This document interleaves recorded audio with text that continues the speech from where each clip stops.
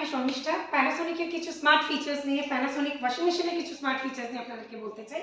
প্রথমত হচ্ছে Mirae app. Mirae app হচ্ছে প্যানাসোনিকের একটা পেটেন্ট অ্যাপ, যেটা থ্রু আমাদের সব প্যানাসোনিকের যত স্মার্ট ডিভাইসেস আছে সব কিছু মানে কাস্টমাইজ করা যায়। ফার্স্ট থিং তার মধ্যে হচ্ছে মিরাই অ্যাপের থ্রু আমরা স্টেন জিনিয়াস অপশনটা ইউজ করতে পারি। ওয়াশিং মেশিনে স্টেন জিনিয়াস যে অপশনটা দেওয়া হয়েছে সেটা থ্রু ক্লাউড থেকে আমরা ওটার ব্যাকআপ কিছু নিই। লাইক এর মধ্যে ইনবিল্ড একটা ক্যামেরা রয়েছে। যদি আমরা পুরনো কিছু দাগ সমেত জামা কাপড়ের মধ্যে দিয়ে থাকি, হতে পারে সেটা কারির দাগ হতে পারে বা সসের দাগ হতে পারে বা অন্য কিছুর দাগ হতে পারে, তো সেটা ক্যামেরাতে লোকেট করবে। ইন জেনারেল সেটা ব্যাকআপে আপনাকে ক্লাউডে পাঠাবে। ইভেন সেই সময় বলে দেবে যে এটা কিসের দাগ আছে, সেই মতোই ওটা স্টেনটা রিমুভাল প্রসেস করবে। ইভেন ওটা নিজে নিজেই রিমুভাল প্রসেস হয়ে যাবে। সেকেন্ড থিং হচ্ছে অ্যাক্টিভ ফোম ওয়াশ।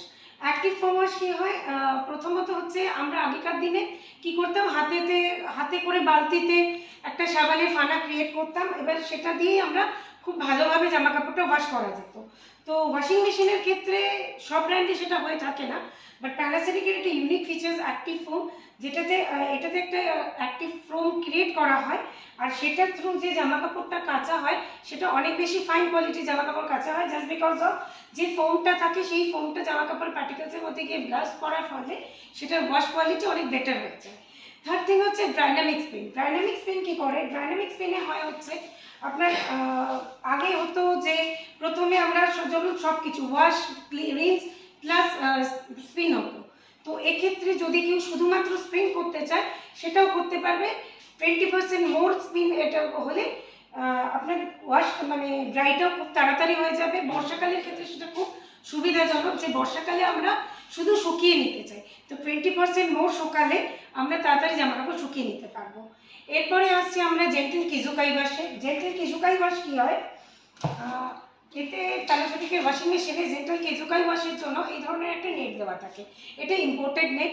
এটাতে আমরা ইন জেনারেল হয় যেটা, যে আমরা ধরুন কোনো ভালো জামা কাপড় লাইক এমব্রয়ডারি হতে পারে, শেরওয়ানি হতে পারে বা জড়ি চুমকির কাজ করা কোনো জামা কাপড় হতে পারে, সেই জামা কাপড়গুলো কিন্তু আমরা ওয়াশিং মেশিনে দিই না, জাস্ট বিকজ অফ ওয়াশিং মেশিনের যে ড্রামটা থাকে তার সংস্পর্শে এলে সেই জড়ি চুমকিগুলোর ক্ষতি হতে পারে।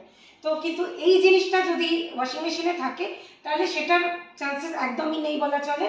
এর মধ্যে যদি আমরা 1.5 থেকে 2 কেজি পর্যন্ত জামা কাপড় দিয়ে যদি এই নেটটার সাহায্যে কিজুকাই ওয়াশ যেটাকে বলা হচ্ছে সেটা যদি আমরা করি, তাহলে জামা কাপড়ের পেছনে যে আমাদের এক্সট্রা একটা এক্সপেন্সেস হতে পারে, যে যার ধরুন আমরা ওটাকে লন্ড্রিতে দেবো বা ওটা টাইম স্পেন্ড হয় অনেক, তো সেটা না করলেও আমরা এই ওয়াশিং মেশিনের থ্রু, কিজুকাই ওয়াশের থ্রু আমরা কিন্তু সেটা করতে পারি। Thank you. আজকে এই পর্যন্তই। নেক্সট ভিডিওতে আমরা অনেক কিছু নিয়ে আসবো। Thank you.